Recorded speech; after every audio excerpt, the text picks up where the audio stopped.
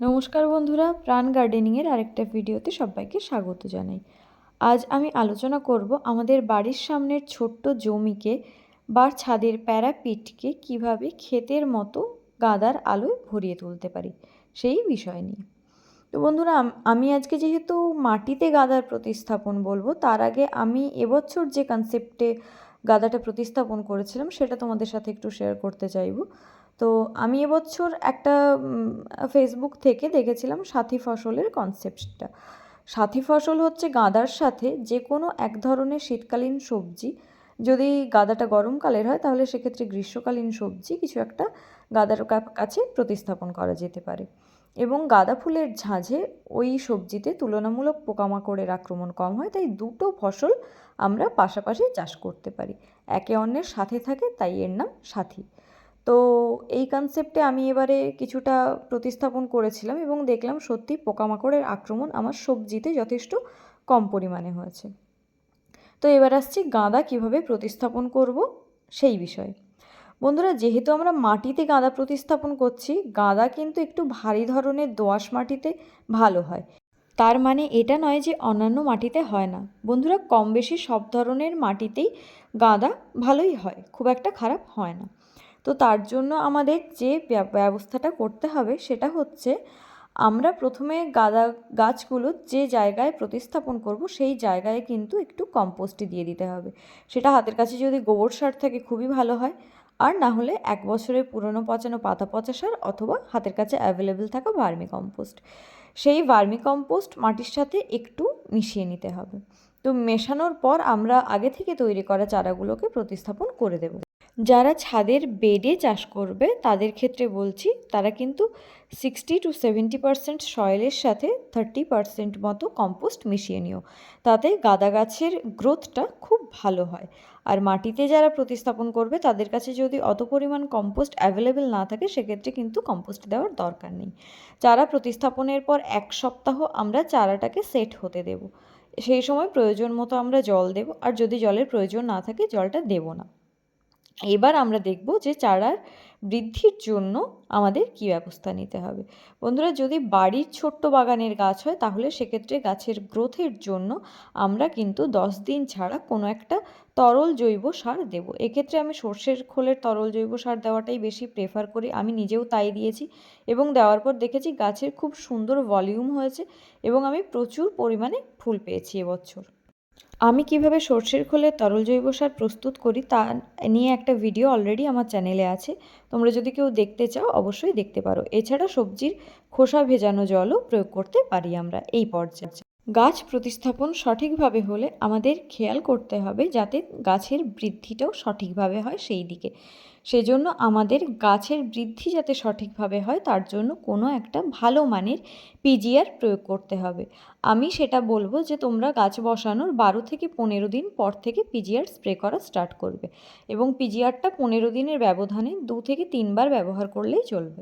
Pocket friendly বাজেটের মধ্যে বাজারে সবথেকে বেশি পাওয়া যায় এবং সবথেকে ভালো কাজ করে যে পিজিআর, তার নাম হলো মিরাকুলান। আমরা এটা সবাই জানি, কম বেশি সব বাগানের কাছেই এটা থাকে। আমরা এটাকে প্রয়োগ করতে পারি 1 থেকে 1.5 ml পার লিটার হিসেবে এবং এটিকে আমরা প্রয়োগ করব ভোরবেলা।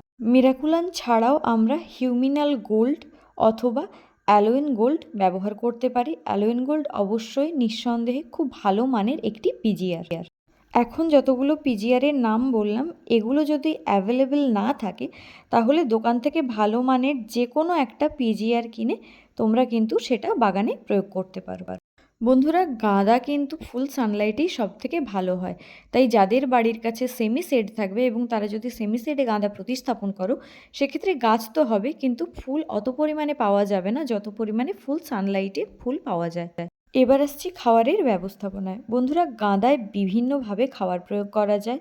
প্রথমে আসছি জৈব পদ্ধতিতে যারা বাগান করতে চাও, অর্থাৎ বাগানের মাটিকে যারা বিষমুক্ত রাখতে চাও, তারা গাছ 15 দিন হয়ে যাওয়ার পর 1 মুঠো করে মিশ্র সার দেবে, অর্থাৎ সর্ষের খোল, নিমখোল, হাড় গুঁড়ো, শিংকুচি ইত্যাদি সমপরিমাণ মিশিয়ে তার থেকে 1 মুঠো গাছ পিছু দেবে এবং খাবার দেওয়ার সময় গাছের গোড়া থেকে 1 বিঘা জায়গা মতো দূরত্ব ছাড় দিয়ে চারিদিকে খুশিয়ে জল ঢেলে দেবে এবং তার সাথে যদি কম্পোস্ট অ্যাভেলেবেল থাকে তাহলে গাছ পিছু 1 মুঠো করে কম্পোস্ট তখনও দিয়ে দেবে।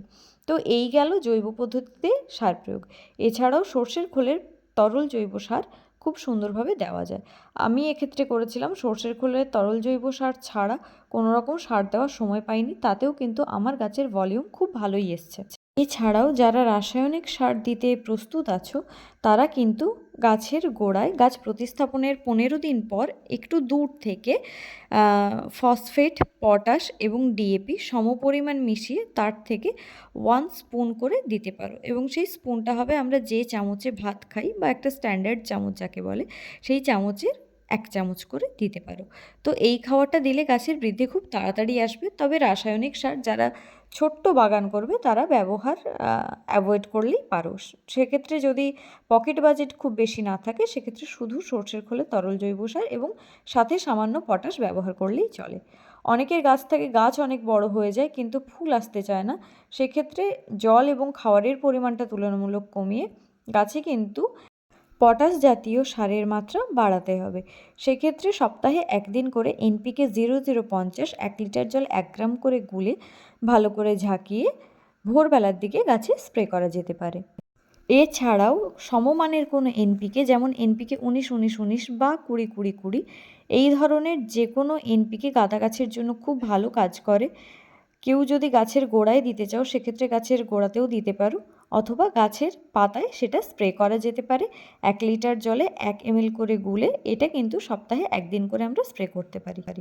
এইবার আসছি গাঁদার রোগ পোকার বিষয়ে। বন্ধুরা, গাঁদার সবথেকে বড় সমস্যা হলো কেউ কেউ বলেন গাছ লাগানোর পরে পরেই গাছ ঝিমিয়ে যাচ্ছে, গাছ দাঁড়াচ্ছে না, অথবা গাছ বেড়ে তোছে, কুঁড়িও এসেছে কিন্তু পাতার মধ্যে ক্লোরোসিস টাইপের একটা লক্ষণ দেখা যাচ্ছে এবং তার ফলে পাতার ডগার দিকগুলো ক্রমশ সাদা সাদা হয়ে যাচ্ছে। তো বন্ধুরা, এটা কিন্তু বিশেষত ছত্রাক আক্রমণের কারণেই হয়। তো ছত্রাক আক্রমণ যাতে গাঁদার ক্ষেত্রে না হয় তাতে যদি আমাদের কম পরিমাণ গাছ থাকে তো সেক্ষেত্রে আমরা স্বাভাবিক যে ধরনের ফাঙ্গিসাইড ইউজ করি সেই ধরনের ফাঙ্গিসাইড মাসে 2 বার করে 1 লিটার জলে 1 থেকে 2 গ্রাম দিয়ে স্প্রে করতে পারি। আমরা স্টার্টিংয়ে যাদের কম বাজেট থাকবে তারা সাফ প্রয়োগ করতে পারো, বাংলাদেশি বন্ধুরা ম্যানসার প্রয়োগ করতে পারো, এবং আক্রমণ যদি কিছুটা বেশির দিকে যায় সেক্ষেত্রে ভালো কোনো একটা ফাঙ্গিসাইড যেমন রেডোমিল গোল্ড অথবা ব্লাইটক্স অথবা স্প্রিন্ট হতে পারে, M45 হতে পারে, এগুলো স্প্রে করতে পারি। এছাড়া অ্যামিস্টার টপও খুব ভালো মানের একটি ওষুধ, এটা খুব ভালো কাজ করে। এটা যদি আমরা 1 লিটার জলে 1 ml দিয়ে মাসে 2 বার অর্থাৎ 15 দিনের ব্যবধানে গাছে স্প্রে করি তাহলে কিন্তু ফাঙ্গাস অ্যাটাকের চান্স গাছে অনেকটাই কমে যায়। অনেকের গাছ থাকে যে এত ট্রিটমেন্ট করার পরেও গাছ ক্রমশ ঝিমিয়ে পড়ছে এবং কোনোভাবে গাছের গ্রোথ হচ্ছে না, গাছটা ক্রমশ মৃত্যুর দিকে ঢলে পড়ছে। এই সমস্যা যদি কারো সৃষ্টি হয় সেক্ষেত্রে প্ল্যান্টোমাইসিন 1 গ্রাম এবং কণিকা 3 গ্রাম 1 লিটার জলে মিশিয়ে একসাথে ভালোভাবে ঝাঁকিয়ে গাছটিকে ভালোভাবে স্প্রে করে দিতে হবে এবং গাছের গোড়ায় ওই মিশ্রণওয়ালা জলটা দিতে হবে এবং এটা 10 দিনের ব্যবধানে 2 থেকে 3 বার করতে হবে। করলে কিন্তু গাছ থেকে টোটাল যে প্রবলেমটা সেটা মুছে যাওয়ার চান্স সবথেকে বেশি, কারণ কণিকা এখানে ব্যাকটেরিয়া ফাঙ্গাল যে কমপ্লেক্সটা থাকে ওটাকে পুরোপুরি ধ্বংস করে দেয়। এছাড়া মেরিবনও ব্রড স্পেকট্রাম ডিজিজ কন্ট্রোলের ক্ষেত্রে উল্লেখযোগ্য ভূমিকা রাখে। এর পরেও যদি কারো গাছে কুঁড়ি পচার রোগ সৃষ্টি হয়ে থাকে সেক্ষেত্রে কোসাইট 1 লিটার জলে 2 গ্রাম দিয়ে ভালো করে ঝাঁকিয়ে বিকেলবেলা গাছে স্প্রে করা যেতে পারে এবং 15 দিনের ব্যবধানে এটি 2 থেকে 3 বার করলে কুঁড়ি পচার সমস্যা চলে যাবে।